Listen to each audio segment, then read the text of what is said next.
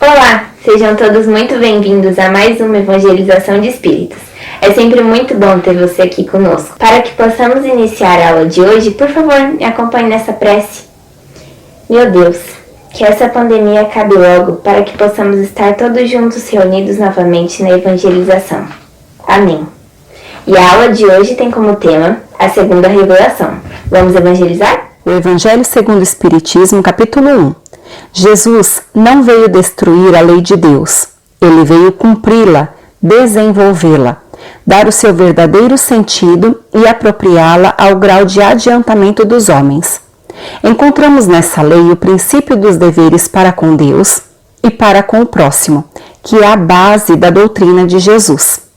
Ele combateu o abuso das práticas exteriores e as falsas interpretações das leis de Moisés, reduzindo-as a amar a Deus sobre todas as coisas e ao próximo como a si mesmo. Esta é toda a lei e os profetas. O céu e a terra não passarão, enquanto não se cumprir até o último jota. Era necessário que a lei de Deus fosse cumprida, praticada sobre a terra, em toda a sua pureza, desenvolvimento e consequência.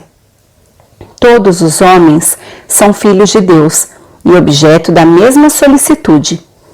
Jesus veio cumprir as profecias que haviam anunciado.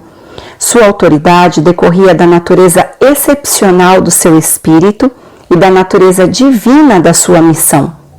Ele ensinou que a verdadeira vida está no reino dos céus.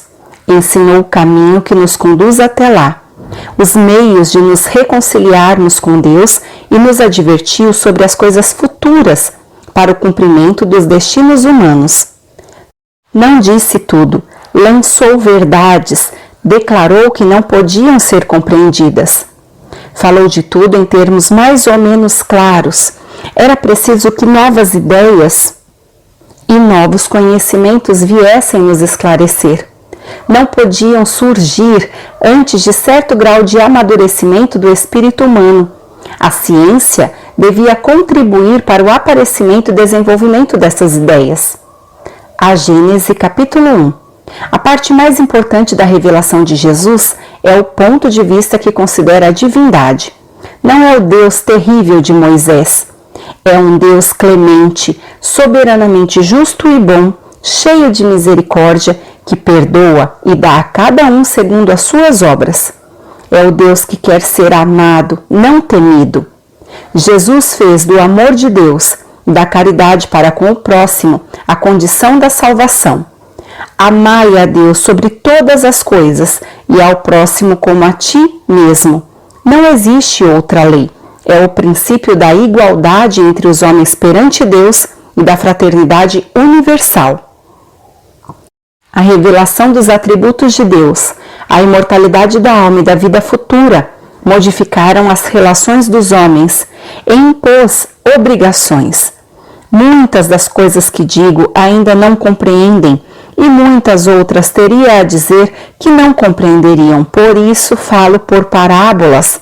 Mais tarde enviarei o Consolador, o Espírito de verdade, que restabelecerá todas as coisas e as explicará.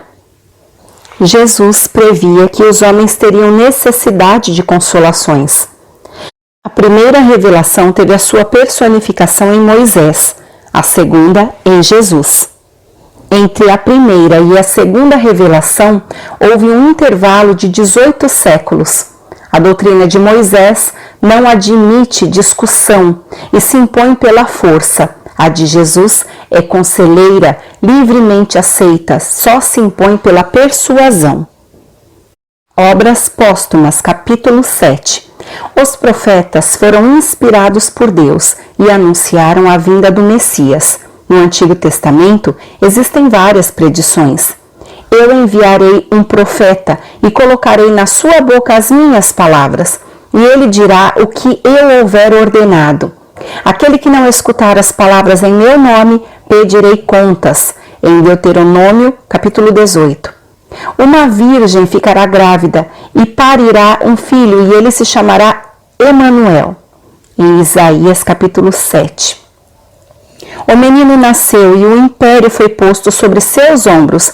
Se chamará Conselheiro, Poderoso, Príncipe da Paz. Em Isaías capítulo 9. Aqui está meu servidor, eu o sustentarei.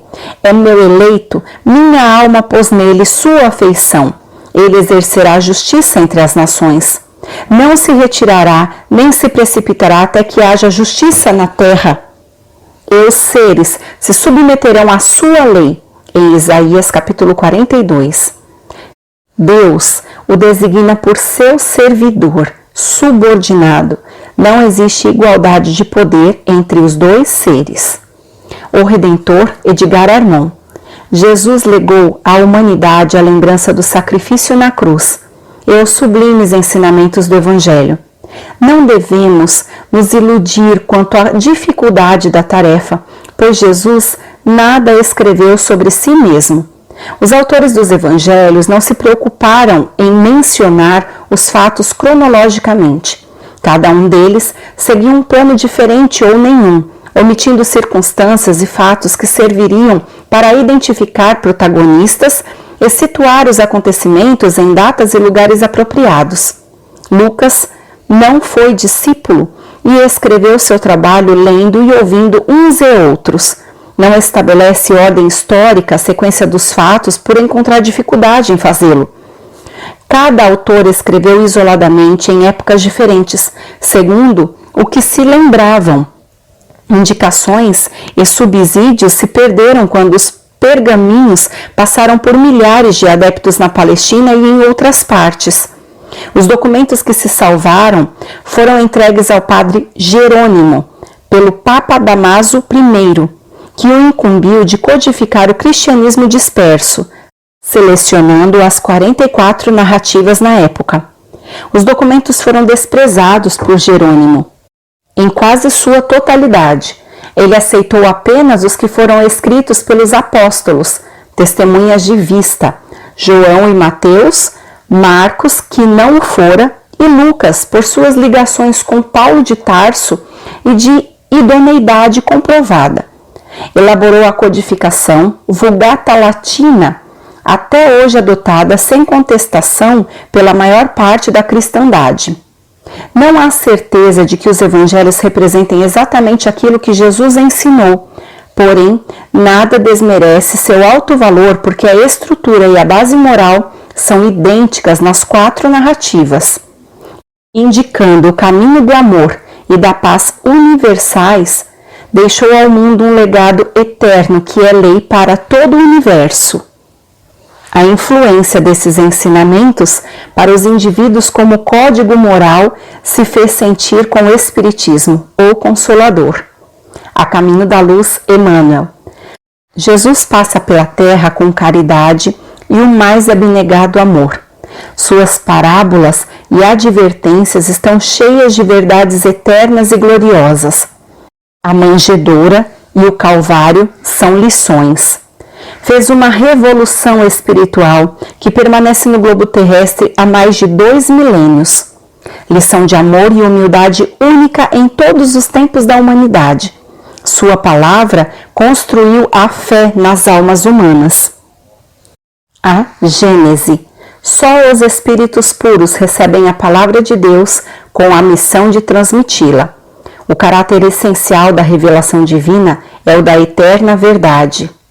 Toda revelação com erros ou sujeita a modificação não emana de Deus. Jesus fez do Decálogo sua base, evoluindo as outras leis. Jesus e Moisés foram os 2 grandes reveladores que mudaram a face do mundo, e nisso está a prova da sua missão divina. Obras póstumas. Jesus recebeu a palavra diretamente de Deus, com a missão de revelá-la aos homens. O Verbo se fez carne. Com isso, trazemos a reflexão de hoje. Como podemos seguir Jesus?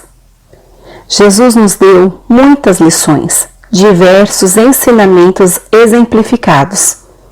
Conhecê-lo e segui-lo como mestre implica em se basear na condição da salvação, amando a Deus e sendo caridoso para com o próximo. Esta é a base da sua doutrina. é amando a Deus sobre todas as coisas e ao próximo como a si mesmo. E aí, gostou da aula de hoje? Eu espero que sim. Eu te espero em nosso próximo encontro. Tchau!